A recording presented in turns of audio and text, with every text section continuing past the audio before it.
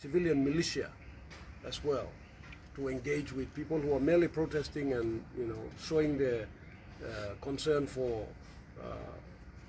so many decades of oppression and suppression.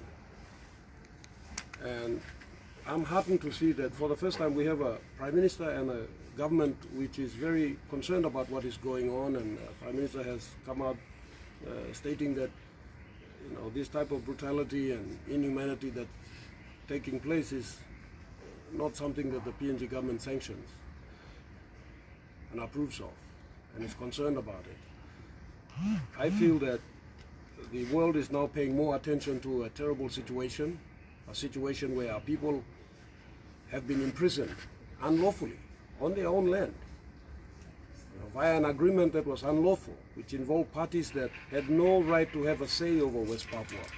If you look at the New York agreement, that agreement did not involve West Papuans. If you look at the referendum, that was not a referendum, the 1969 Act of No Choice. Because a referendum is supposed to consult all persons who are adult and of voting age. Now, only 1,024 people were consulted, and under very, very, difficult circumstances, threats, and the rest of the world watched. If you look at the island, there are significant investments there from the developing nations. You've got nations from Europe, you've got Australia, the US, Japan, South Africa. These countries have significant interest in that particular area. Is that why they are silent? If that is so, then we need to bring this to the attention of the rest of the world and say this is totally inhumane. These are the same countries that are always preaching about democracy and humanity, and yet they are silent about this because they are willing to turn a blind eye while this type of oppression continues. Loss of lives, brutality, and racism. This was sparked by racism, an act of, the terrible racism that has not gone down well with our people. They are also Pacific Islanders. We must remember this.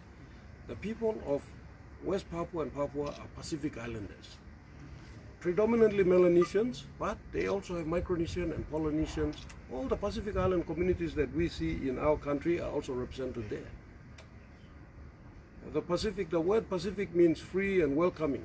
Well, these people are not free, and they cannot be welcoming because they are oppressed and suppressed in the most brutal way.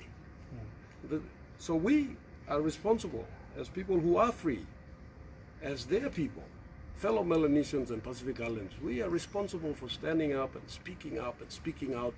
And I want to thank the governor, who has been a strong advocate of this for as long as I've known him. And when he went into Parliament, he has not changed. He has continued his advocacy, and I've joined him and I've continued that. We need more voices. We need more people to show. We are not trying to engage in a military way with Indonesia.